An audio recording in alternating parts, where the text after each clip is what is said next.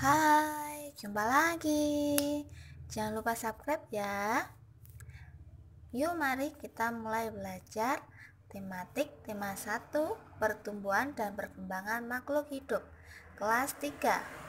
Subtema 1, ciri-ciri makhluk hidup, pelajaran 5. Untuk mendukung dan berkembangnya channel ini, jangan lupa subscribe dan share ya. Perhatikan gambar berikut ini dan buatlah cerita sesuai gambar. Ini adalah contoh cerita dari gambar tersebut. Gambar 1, Andi, Budi, dan Tono sedang bermain pasir bersama-sama. Gambar kedua, setelah mereka lelah bermain, Andi, Budi, dan Tono pergi untuk membeli jajan bersama. Budi dan Andi mencuci tangan mereka sebelum makan, sedangkan Tono tidak mau mencuci tangan. Gambar ketiga, mereka bertiga memakan makanan bersama-sama. Andi dan Budi makan dengan menggunakan tangan kanan yang sudah bersih, sementara Tono menggunakan tangan kiri yang masih kotor. Gambar keempat, akhirnya setelah beberapa saat Tono jatuh sakit karena Tono makan tanpa mencuci tangan terlebih dahulu dan menggunakan tangan kirinya saat makan. Dari gambar cerita tadi, apa yang membuat Tono jatuh sakit? Sementara Andi dan Budi tidak jatuh sakit.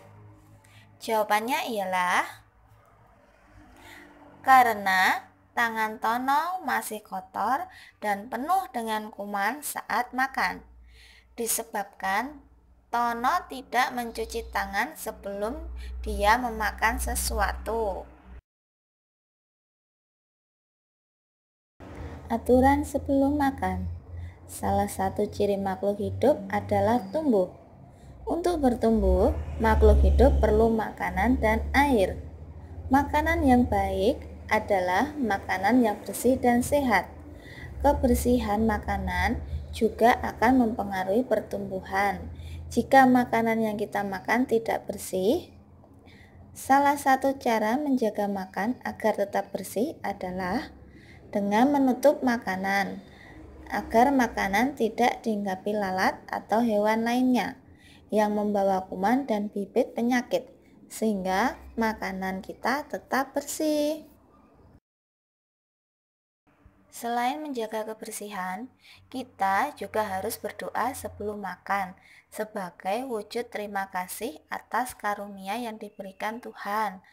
Makan sesuai kebutuhan, menjaga kebersihan serta berdoa sebelum dan sesudahnya adalah contoh sikap bersyukur. Sikap bersyukur merupakan pengamalan dari sila pertama Pancasila, yaitu ketuhanan yang Maha Esa.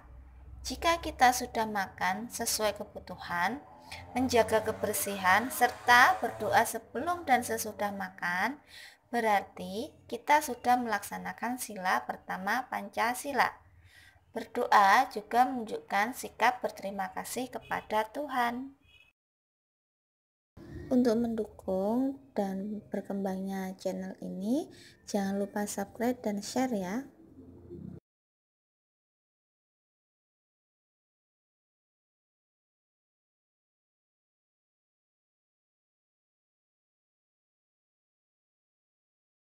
Berikut ini adalah jumlah susu kemasan kotak yang dapat dihasilkan oleh beberapa perusahaan. Perhatikan pada tabel di bawah ini. Di sini ada keterangan nomor, perusahaan, dan jumlah susu per bulan.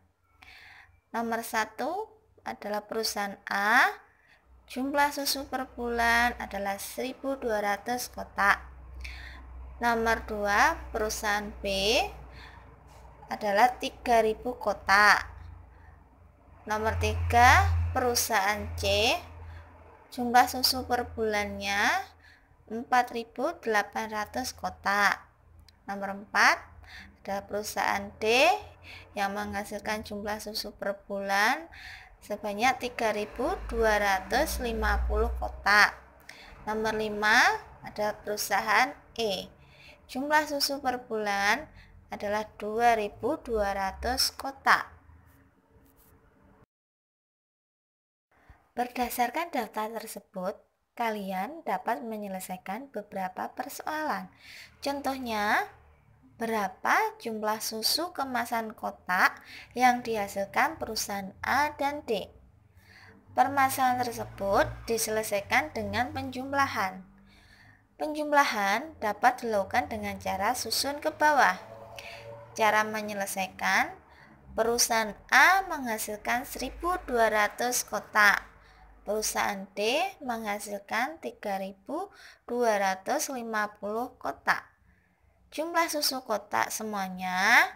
Nah, di sini kita mengerjakannya dengan cara susun ke bawah.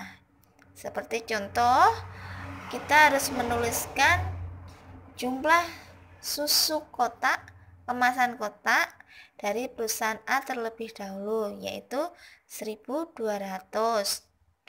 Di bawahnya kita tulis jumlah susu yang dihasilkan oleh perusahaan D, yaitu 3.250. Setelah itu kita jumlah. 0 ditambah 0 sama dengan 0. 0 ditambah 5 sama dengan 5. 2 ditambah 2 sama dengan 4. 1 ditambah 3 sama dengan 4. Jadi, jumlah susu perusahaan A dan D sama dengan 4.450 kotak. Selamat belajar dan terima kasih. Jangan lupa subscribe channel kami.